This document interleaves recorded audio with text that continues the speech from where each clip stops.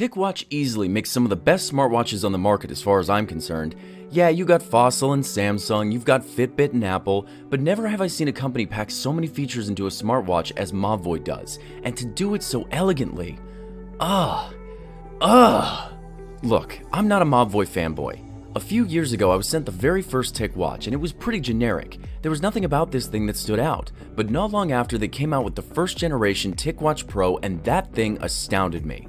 As of right now, this company makes the most powerful smartwatches. Spec-wise, these things are incredible, and I've talked about the Ticwatch Pro 3 a couple months ago, so if you're curious, you can check out that video. Recently, Mobvoi reached out to me and sent me the Ticwatch Pro 3 Ultra GPS and asked me to do a comparison between their newest smartwatches. Since I have a lot of experience with their brand, it sounded like a perfect match. So let's check out the 3 Ultra and see if this is worth the jump in price from the Pro. First things first, we need to get this out of the way. Mobvoi does a lot of things right, but there are two things that they don't, and I need to address them. Firstly, their lack of color options for these watches is a bit disappointing. Don't get me wrong, I love black. It's shiny, it's sleek, it goes with everything, and I would always pick black if I had the choice anyway. But having a gold option, silver, rose gold, maybe black with silver trims and so on, this would be really nice, and I have no idea why they don't do it. I asked Mobvoi why they don't have more color options, and their answer was less than satisfying. The second thing I need to get out of the way is the names that they give these watches. The Ticwatch Pro 3 is a fine title. The Ticwatch Pro 3 Ultra GPS? It feels like I'm leveling up in Call of Duty. Ticwatch Extreme Pro Delta Force Advanced. Why not just call it the Ticwatch 3 Ultra? Those are small issues and they really don't matter so much, especially when you start using this thing. So let's dive into these specs real quick. Firstly, we have a very powerful Snapdragon 4100 dual-core processor running at 2 GHz, which is almost the same CPU as the one in the Pro 3, but we'll get into that later. You have a full gigabyte of RAM, 8 gigs of internal storage, a 1.4-inch dual-layer display, and if you're familiar with Mobvoi watches, you already know about this technology. It's honestly my favorite part of their watch. One of their displays is an AMOLED screen, and the other is an FSTN display, which is a fancy way of saying LCD. The screen is also glassed over with a Corning Gorilla anti-fingerprint cover. I noticed with my Ticwatch Pro 3, these watches are strong. You can hit these with a truck and they don't show a scratch, which I'm really impressed with. You have Bluetooth 5.0 on the Ultra, a 577 mAh battery, which is one of the largest batteries we have on a smartwatch to date. These batteries are really nice. I actually drained my Pro 3 battery and didn't charge it for a week. When I plugged it in, it took maybe 2 hours until it was full, and these watches last around 3 days without charging. Then you have an IP68 water resistance rating, which makes sense being as it is a sport watch that will track your swimming, rafting, kayaking, and how long you take a shower, you dirty animal. Now when you compare the Ticwatch Ultra to the Pro 3, you'll notice the designs are very similar. They still have the 4-pin charging connector on the same side, the sensors are all back there, the bands are the same 22mm standard, and you can use basically any watch band you like. These smartwatches are the same size, the speakers are on the same side, the mic is also in the same spot. The only real difference is the finish on top. The Ultra is ribbed all around the watch and on the 2 watch buttons, which is a nice look I gotta say. Now as for the processor, even though this is not a 4100 Plus, these CPUs are running at a much higher clock speed than normal. The Qualcomm Snapdragon 4100 Plus runs at 1.7 GHz, but the Ticwatch 3 Ultra is running the Snapdragon 4100 at 2 GHz, so this company did some overclocking. Very nice. Now, that 2 GHz is only running when you have the watch in its regular mode, the always-on display. If you use it in its essential mode, it actually runs on the less powerful co-processor to save you some extra battery life. An essential mode on this watch is said to last from 45 to 50 days, while the AMOLED mode gives you 3 to 5 days of use. In my experience using the watch, I've gotten about 3 days. Now, I said that both of these watches have the Snapdragon 4100, and this is true, but the Ultra has a better 4100 because firstly, the Ultra is clocked at 2 GHz while the Pro is clocked at 1.7, and secondly, the Ultra has that co-processor that I was talking about, which is used to improve battery life, and the Ticwatch Pro 3 has the standard quad-core 4100. In my test using both watches, I noticed the battery life is similar between the two, and the performance is basically the exact same. So don't worry too much if you have the Pro and think you might have made the wrong choice here. The cool thing about the 3rd generation of these Ticwatches is you can download apps right off of the Play Store, meaning if you want to listen to music and go on a run, you don't have to bring your phone. You can download YouTube Music or Spotify right onto the watch and connect it to your earbuds or headphones and just listen on that. No need to carry around your bulky phone and go on runs, and the watch will still track your workout information as you exercise. Speaking of that, there are a bunch of workout features and sensors on this thing. Basically, any exercise you could ever do is in here, and this watch will track it. Not only that, but then you have mental health readers? They have a lot of useful sensors, don't get me wrong, but there are also a lot in here that I will never use.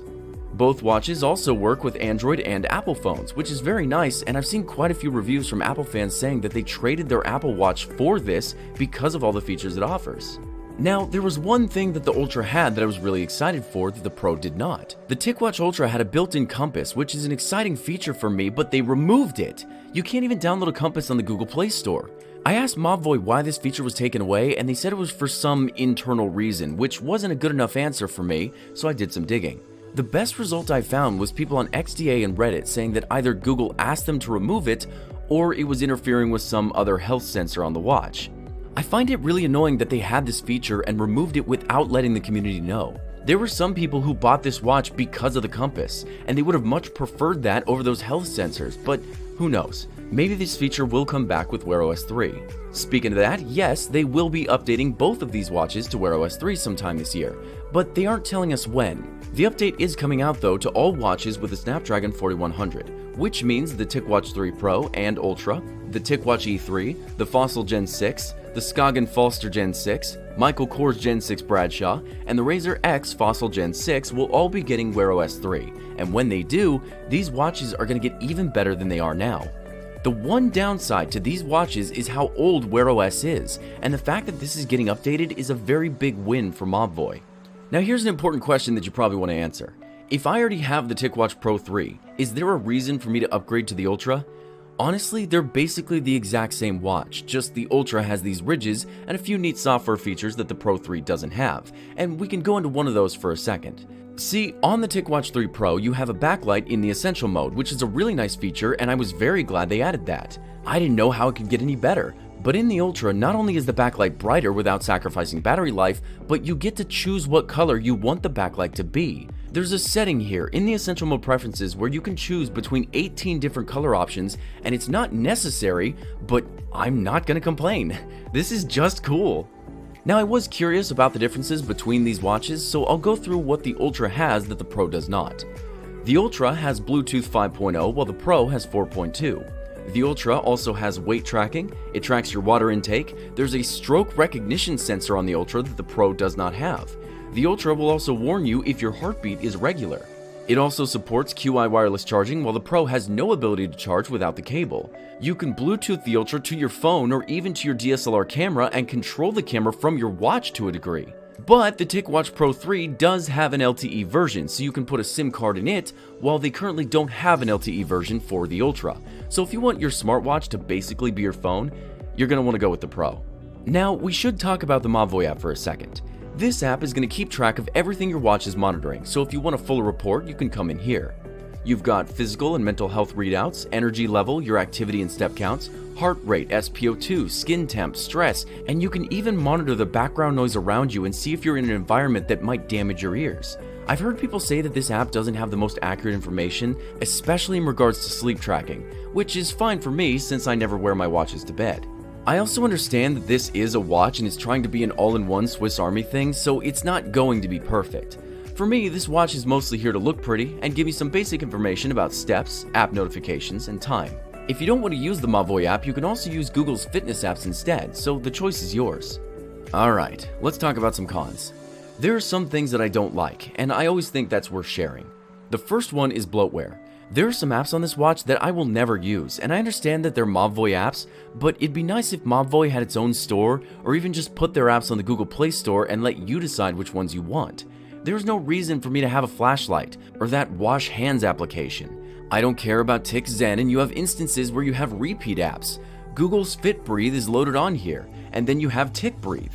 You have Fit Heart Rate Monitor and Tic Pulse. Just let me pick which apps I want to use, but unfortunately you can't delete them, so you just gotta shove them down to the bottom of your app drawer and pretend they don't exist. It just makes this watch seem bloated when I have a bunch of stuff in here that I don't need.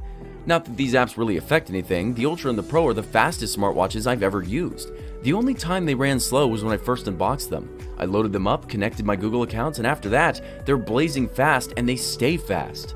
As for the sensors, neither of these watches have an ECG sensor or a blood pressure sensor, so if you're looking for a watch that can do that, you might want to get a Samsung. The next con is the fact that they got rid of the compass, but we already talked about that, so let's move on to Lefty. See, I wear my watch on my right wrist. I've always done this, even though I'm right-handed, and I've had digital watches that I wore and rotated the screen 180 degrees to make it easier on myself. Both of these watches do not have the ability to do that, so I downloaded Lefty on the Google Play Store and it worked.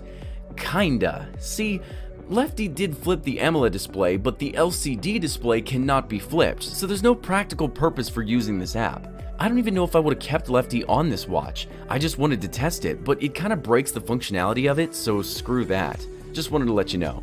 Mavoy has made the best smartwatch I've ever seen. As far as I'm concerned, this is a winning company who provides the very most out of a smart wearable, and I for one am impressed with every revision. I think owning a smartwatch comes with its own pros and cons. On the one hand, you can tell time and check your incoming messages. On the other hand, you can't.